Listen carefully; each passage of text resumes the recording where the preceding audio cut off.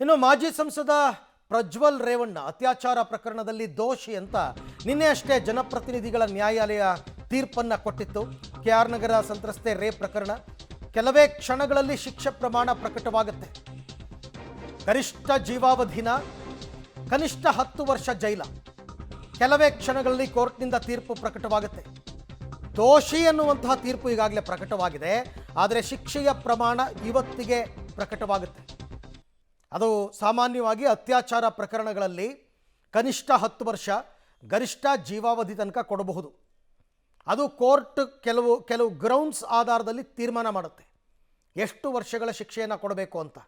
ಅದರ ಪ್ರಕಾರವಾಗಿ ಇನ್ನೇನು ಕೆಲವೇ ಹೊತ್ತಲ್ಲಿ ತೀರ್ಪು ಪ್ರಕಟವಾಗ್ತಕ್ಕಂಥ ಸಾಧ್ಯತೆ ಇದೆ.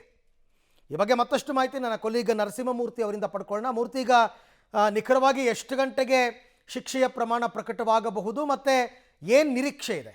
ಅರವಿಂದ್, ಇನ್ನೇನು ಕೆಲವೇ ಕ್ಷಣಗಳಲ್ಲಿ ಮಾಜಿ ಸಂಸದ ಪ್ರಜ್ವಲ್ ರೇವಣ್ಣ ಸಂಬಂಧ ತೀರ್ಪು ಅಧಿಕೃತವಾಗಿ ಮಾನ್ಯ ನ್ಯಾಯಾಧೀಶರು ಹೊರಡಿಸಲಿದ್ದಾರೆ. ನಿನ್ನೆ ಮಾನ್ಯ ನ್ಯಾಯಾಧೀಶರು ಈ ಒಂದು ಅತ್ಯಾಚಾರ ಪ್ರಕರಣದಲ್ಲಿ ದೋಷಿ ಅನ್ನೋ ನಿಟ್ಟಿನಲ್ಲಿ ತೀರ್ಪನ್ನು ಕೊಟ್ಟಿತ್ತು. ಹೀಗಾಗಿ ಎಷ್ಟು ವರ್ಷ ಸಜೆ, ಎಷ್ಟು ವರ್ಷ ಈ ಒಂದು ಶಿಕ್ಷೆ ಪ್ರಮಾಣ ಏನಿದೆ ಅದನ್ನು ಮಾನ್ಯ ನ್ಯಾಯಾಧೀಶರು ಇವತ್ತು ಪ್ರಕಟ ಮಾಡೋದಾಗಿ ತಿಳಿಸಿದರು. ಹೀಗಾಗಿ ಜನಪ್ರತಿನಿಧಿಗಳ ನ್ಯಾಯಾಲಯಕ್ಕೆ ಈಗಾಗಲೇ ಮಾಜಿ ಸಂಸದ ಪ್ರಜ್ವಲ್ ರೇವಣ್ಣ ಅವ್ರನ್ನ ಪರಪ್ಪನ ಅಗ್ರಹಾರ ಜೈಲಿಂದ ಕರೆತರುವ ಕೆಲಸವನ್ನು ಮಾಡಲಾಗಿದೆ. ಯಥಾಸ್ಥಿತಿಯಂತೆ ನಿನ್ನೆಯಂತೆ ಈಗಾಗಲೇ ಜನಪ್ರತಿನಿಧಿಗಳ ವಿಶೇಷ ನ್ಯಾಯಾಲಯದಲ್ಲಿ ನ್ಯಾಯವಾದಿಗಳು ತುಂಬಿ ತುಳುಕ್ತಿದ್ದಾರೆ. ಕಾರಣ ಯಾವ ರೀತಿಯಾದಂತಹ ತೀರ್ಪು ಹೊರಬರಬಹುದು ಅನ್ನೋ ಹಿನ್ನೆಲೆಯಲ್ಲಿ ಸುದೀರ್ಘವಾಗಿ ಸುಮಾರು 7 ರಿಂದ 8 ತಿಂಗಳು ಈ ಪ್ರಕರಣ ಸಂಬಂಧ ಟ್ರಯಲ್ ನಡೆದಿತ್ತು.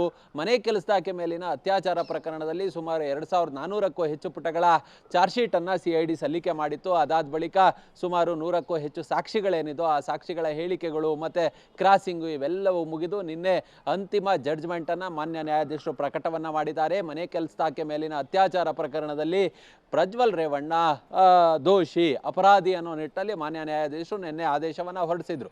ಶಿಕ್ಷೆ ಪ್ರಮಾಣ ಎಷ್ಟಿರಬಹುದು ಅನ್ನೋ ಒಂದು ಕುತೂಹಲ ಸಹಜವಾಗಿ ಇರತಕ್ಕಂತಹದ್ದು. ಹೀಗಾಗಿಯೇ ಈ ಒಂದು ಪ್ರಕರಣದಲ್ಲಿ ಅಂದ್ರೆ ಪ್ರಜ್ವಲ್ ರೇವಣ್ಣ ಮೇಲೆ ದಾಖಲಾಗಿದ್ದಂತಹ FIR IPC ಸೆಕ್ಷನ್ 376N ಮತ್ತೆ K ಅಡಿ FIR ಅನ್ನು ದಾಖಲು ಮಾಡಿಕೊಳ್ಳಲಾಗಿತ್ತು. ಇಲ್ಲಿ 10 ವರ್ಷಗಳವರೆಗೂ ಕೂಡ ವಿಧಿಸಬಹುದಾದಂತಹ ಜೈಲು ಶಿಕ್ಷೆ ಇದೆ. ಅದರ ಜೊತೆಗೆ ಅದನ್ನ ಅಪ್ ಟು ಜೀವಾವಧಿವರೆಗೂ ಕೂಡ ತೆಗೆದುಕೊಂಡು ಹೋಗಬಹುದು. ಜೀವಾವಧಿ ಶಿಕ್ಷೆ ಅಂತ ಹೇಳಿದ್ರೆ ಆಲ್ಮೋಸ್ಟ್ 14 ವರ್ಷದವರೆಗೆ. ಹೀಗಾಗಿಯೇ ಪಬ್ಲಿಕ್ ಪ್ರಾಸಿಕ್ಯೂಟರ್ಗಳು ಜೀವಾವಧಿ ಶಿಕ್ಷೆಯನ್ನ ವಿಧಿಸಬೇಕು ಅನ್ನೋ ಮಟ್ಟಿಗೆ ತಮ್ಮ ವಾದದಲ್ಲಿ ಮಾನ್ಯ ನ್ಯಾಯಾಧೀಶರಲ್ಲಿ ಮನವಿಯನ್ನ ಮಾಡಿಕೊಂಡಿದ್ರು. ಆದರೆ ಪ್ರಜ್ವಲ್ ಪರ ವಕೀಲರು ಇವತ್ತಿನ ಜಡ್ಜ್ಮೆಂಟ್ ಅಂದ್ರೆ ಆದೇಶ ಏನಿದೆ ಆದೇಶಕ್ಕೂ ಮೊದಲು ಶಿಕ್ಷೆಯ ಪ್ರಮಾಣವನ್ನ ಕಡಿಮೆ ಮಾಡಿ ಅನ್ನೋ ಮಟ್ಟಿಗೆ ಏನಾದರೂ ಕೇಳ್ಕೊಳ್ತಾರ, ಅದನ್ನ ಕಾದು ನೋಡಬೇಕಾಗುತ್ತೆ. ಅದಾದ ಬಳಿಕ ಶಿಕ್ಷೆಯ ಪ್ರಮಾಣ ಹೊರಬಂದಂತಹ ಬಳಿಕ ಪ್ರಜ್ವಲ್ ಮತ್ತೆ ಅವರ ವಕೀಲರು ಯಾವ ರೀತಿಯ ಒಂದಷ್ಟು ಸಂಪರ್ಕವನ್ನ ಸಾಧಿಸಿ ಯಾವ ರೀತಿಯ ಚರ್ಚೆಯನ್ನ ನಡೆಸ್ತಾರೆ, ಜನಪ್ರತಿನಿಧಿಗಳ ನ್ಯಾಯಾಲಯ ಕೊಟ್ಟಂತಹ ತೀರ್ಪನ್ನ ಹೈಕೋರ್ಟ್ನಲ್ಲಿ ಏನಾದರೂ ಪ್ರಶ್ನೆ ಮಾಡ್ತಾರಾ, ಅಥವಾ ಶಿಕ್ಷೆ ಪ್ರಮಾಣವನ್ನ ಕಡಿಮೆ ಮಾಡಿ ಅಂತೇಳಿ ಕೇಳ್ಕೊಳ್ತಾರಾ, ಅಥವಾ ಶಿಕ್ಷೆಯನ್ನು ತಡೆ ಹಿಡಿಯಿರಿ ಅಂತೇಳಿ ಹೈಕೋರ್ಟ್ಗೆ ಅರ್ಜಿಯನ್ನು ಹಾಕ್ಕೊಳ್ತಾರ, ಅದೆಲ್ಲವೂ ಕೂಡ